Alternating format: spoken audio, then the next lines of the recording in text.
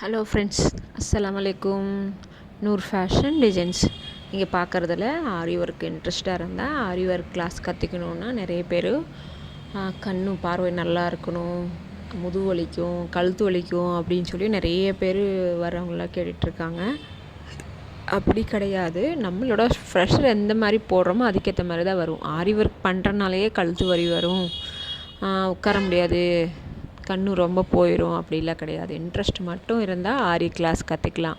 பாதி பேர் ஸ்டிச்சிங் தெரிஞ்சாதான் ஆரி கிளாஸ் கற்றுக்கணுன்னு நினைக்கிறாங்க.